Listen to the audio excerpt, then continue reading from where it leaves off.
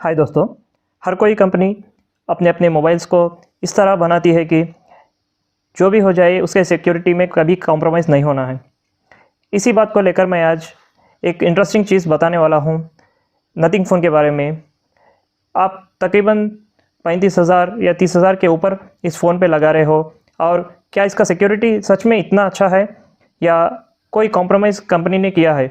इसी बात को लेकर मैंने बहुत सारे टेस्ट किया है और मैंने एक सबसे बड़ा ग्लिच इस फ़ोन में फाइंड आउट किया था, और ये ऐसा वैसा ग्लिच नहीं था और इतना बड़ा फ्लॉ है कि कंपनी इमीडिएटली इस पे रिस्पॉन्ड करना है, क्योंकि कंपनीज जब भी कोई फ़ोन्स को मार्केट में लाती है या मैन्युफैक्चरिंग करती है उसे कई बार टेस्ट करने का ज़रूरी पड़ता है। मगर बिना ठीक से टेस्टिंग अगर कोई प्रोडक्ट को लॉन्च किया तो कई सारे डिफेक्ट्स उसमें दिख के आते हैं। अगर कैमरा अच्छा नहीं है या परफॉर्मेंस अच्छा नहीं तो भी कोई भी कॉम्प्रोमाइज़ कर ले सकते हैं कभी कभी, मगर बेसिक थिंग है जो सिक्योरिटी मोबाइल का, वही कॉम्प्रोमाइज़ हो गया तो बहुत गंदी बात होती है कोई भी कंपनी का फ़ोन लेने के बाद। ऐसे डिफेक्ट्स तो कभी कभी एक 10,000 या 15,000 के मोबाइल्स में, बजट फ़ोन्स में देखने को मिलता है।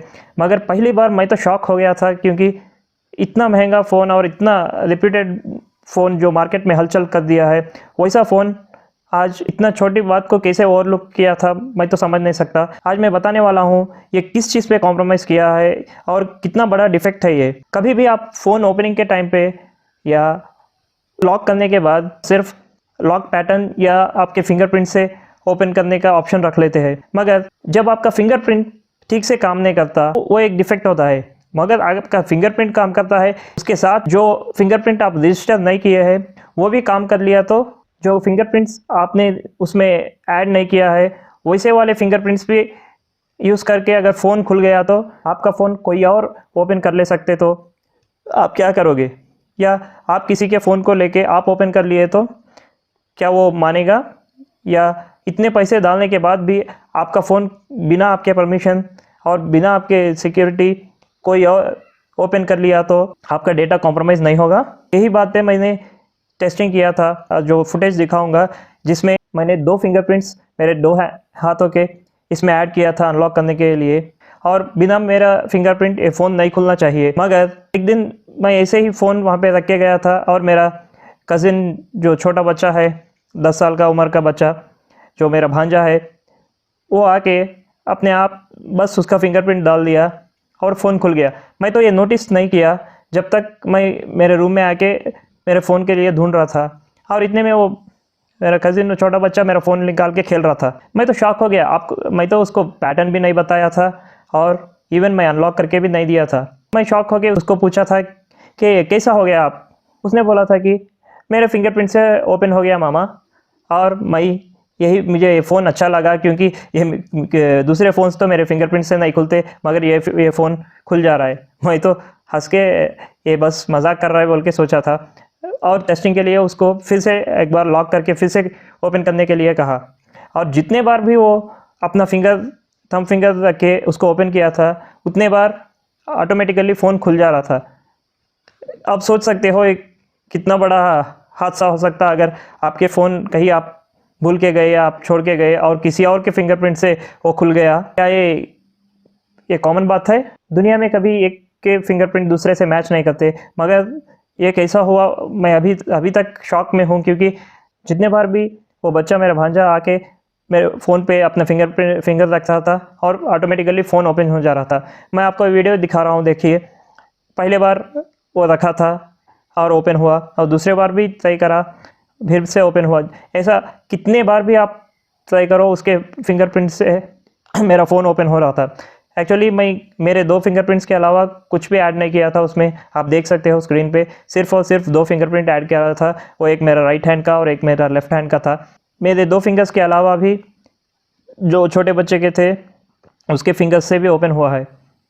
अगर यही होता तो आपके घर में अगर छोटे बच्चे हो तो वो लोग भी आपके फ़ोन को ओपन कर ले सकते हैं और आपका डेटा कॉम्प्रोमाइज़ कर सकते हैं, आपके डेटा को डिलीट भी कर सकते हैं बिना कोई वजह, मतलब जाने अनजाने में वैल्यूबल डेटा भी डिलीट हो जा सकता है। और जो भी आप ऐप्स को क्लोज करके रखते बच्चों से वो भी वो लोग ओपन कर ले सकते हैं, और आपका फ़ोन कम्प्लीटली कॉम्प्रोमाइज़ हो सकता है। अगर यही आप कहीं बाहर जाके हो और आपका फ़ोन गुम गया या किसी और के पास भूल के गए या आपके दोस्तों के पास भूल के गए या ऑफिस में भूल के गए, तो तब भी अगर ऐसा ही होता तो आपका डेटा कितना वैल्यूबल होता है आप सिर्फ और सिर्फ आप ही समझ सकते हैं। और ये अगर कॉम्प्रोमाइज़ हो गया तो आपको कितना नुकसान होगा आप सोच सकते हो। और मैं तो ये बिल्कुल भी एक्सपेक्ट नहीं करता हूँ क्योंकि इतने महंगे फ़ोन और इतना हाइप्ड फ़ोन में इतना बड़ा फ्लॉ कैसे आया है। मैंने पहले भी कई सारे फ़ोन्स यूज़ करा और मेरे घर में भी कई सारे फ़ोन्स है, सारे के सारे फिंगरप्रिंट्स के साथ ही ओपन होते हैं। कहीं पे भी एक जो ऐड नहीं किया था वो फिंगरप्रिंट से कोई भी फ़ोन नहीं खुला अभी तक। इवन 10,000 का फ़ोन रियलमी का भी था और 8,000 का फ़ोन में भी बिना कोई फिंगरप्रिंट ऐड करे वो फ़ोन नहीं खुल रहा था। ऐसे डिफेक्ट्स थे कि ऐड करने के बाद भी जो फिंगर रहता है उससे कई बार जल्दी नहीं खुलते बहुत सारे फ़ोन्स, मगर जो फिंगर्स ऐड नहीं करके है और दूसरे के फिंगर्स से तो कभी ये फ़ोन्स नहीं खुलते। नथिंग कंपनी ने इस पर बहुत सारा कंसंट्रेशन करना है और जो भी ये फ़ोन्स लिए हैं उनको भी यही प्रॉब्लम है या नहीं मुझे तो नहीं मालूम, मगर जो मैंने टेस्टिंग के लिए यूज़ करा था नथिंग फ़ोन उसमें तो ये सबसे बड़ा फ्लॉ मैंने नोटिस किया। आप लोग भी इस पे ख्याल करिए। मेरे इरादे में इससे भी कई सारे फ़ोन्स है यही बजट में, आप वो भी ले सकते हैं अगर कॉम्प्रोमाइज़ नहीं करना चाहते तो। अगर यही फ़ोन लेना हो तो 1 से 2 बार चेक कर लीजिए और दूसरे के फ़ोन्स में भी चेक कर लीजिए, क्योंकि ये मुझसे ही होता तो ऐसा कई बार कई लोगों से भी हो सकता है जो उनके नोटिस में नहीं होता। So friends, keep this in mind before buying nothing phone. और भी ऐसे अच्छे से अच्छे वीडियोस और फैक्ट्स के लिए मेरे चैनल पे सब्सक्राइब कीजिए, लाइक बटन दबाइए और नोटिफिकेशन बेल आइकॉन पे क्लिक कीजिए। Thank you.